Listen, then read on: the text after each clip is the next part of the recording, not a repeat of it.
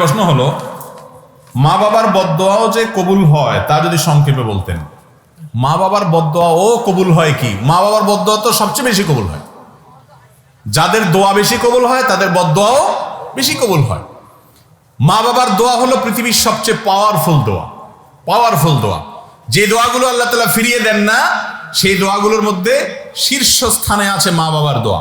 সন্তানের জন্য যদি দোয়া করে, সেই মা বাবার সাথে যদি কেউ বদদোয়া বেয়াদবি করে, মা বাবার হক নষ্ট করে, মনে কষ্ট দেয়, আল্লাহর জমিনে এর চাইতে বড় কপাল পোড়া আর হতে পারে না।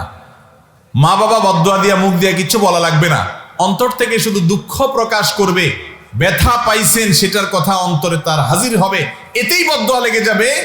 এই ছেলে দুনিয়াতে অনেক কিছু ঘটাতে পারে, এক সময় ঠিকই ওর অপদস্থ হতেই হবে। বালআম বাউরের ঘটনা আপনারা অনেকে জানেন, আমি এখন সেদিকে যাব না।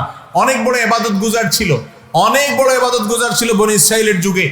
তার মা ডাক দিছে, পাত্তা দেয় নাই, ইবাদত বন্দেগীতে মশগুল আছে, মার কথার পাত্তা দেয় না, শুনছেও না, শোনার ভান করে আছে।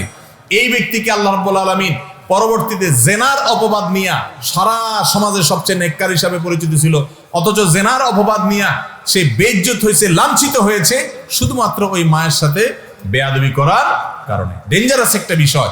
তাহলে বালআম বাউরের মা মনে কষ্ট পেয়েছেন, তার প্রভাবে যদি সে বড় ওলি, আবেদ, বুজুর্গ, নেককার, আল্লাহওয়ালা ছিল, সেই মানুষটা যদি লাঞ্ছিত, অপমানিত হয়ে জেনার অপবাদ নিয়ে সে শেষ হয়, বেইজ্জত হয়, তাহলে বোঝা গেল মা বাবার বদদোয়া লাগে না? ভাইরা আমার, রিদার রব্বি ফি রিদাল ওয়ালিদাইন, মা বাবা খুশি তো আল্লাহ খুশি। ওয়া সাখাতুর রব্বি ফি সাখাতিল ওয়ালিদাইন, মা বাবা নাখোশ তো আমার আল্লাহও নাখোশ। আল্লাহর ওয়াস্তে মা বাবাকে অসন্তুষ্ট করবেন না ভাইরা। হয়তো আপনার মা অশিক্ষিত, আপনার বাবা কিছু বোঝে না, হয়তো তাদের এত সেন্স নাই, দু একটা ধমক দিলে কিছু বলবেও না, ভাইরে তারপরে এই কাজটা করবেন না। যেদিন হারিয়ে ফেলবেন, এরপরে হুজুরদের কাছে দৌড়াবেন, হুজুর মা বাবার হক নষ্ট করছি, এখন তো মারা গেছে, কি করবেন? রাস্তায় ঘুরবেন, আর কোনো সুযোগ সেরকম হয়তো থাকবে না। এই জন্য মা বাবার বদদোয়াটা খুবই ডেঞ্জারাস। আল্লাহ বলেছেন, ফালা তাকুল্লাহুমা উফফিন ওয়ালা তানহারহুমা ইম্মা ইয়াবলুগান্নাকাল কিবারা ইনদাকা আহাদুহুমা আও কিলাহুমা। তোমার মা বাবার উভয় অথবা যে কোনো একজন যদি বৃদ্ধ বয়সে যায়, বৃদ্ধ বয়সে গেলে তাদেরকে ধমক দিয়ে কথা বলিও না।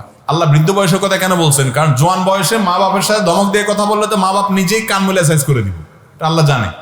বুড়া হয়ে গেছে বেচারা, ইনকাম না, রুজি নাই, আপনার রুজির উপরে সে নির্ভরশীল, এই জন্য কিছু বলতেও পারে না। আর বয়স হয়ে গেলে অনেক উল্টাপাল্টা কথা বলে, মাথা বুদ্ধি পুরাপুরি কাজ করে না, এগুলা দেখেও সহ্য করতে হবে। মা বাবা উল্টাপাল্টা করবে, কিন্তু বলা যাবে, শুধু সয়ে যেতে হবে যদি জান্নাত যেতে চান। চেষ্টা করবো তো ইনশাআল্লাহ। আল্লাহ তাআলা আমাদের তৌফিক দান করুন।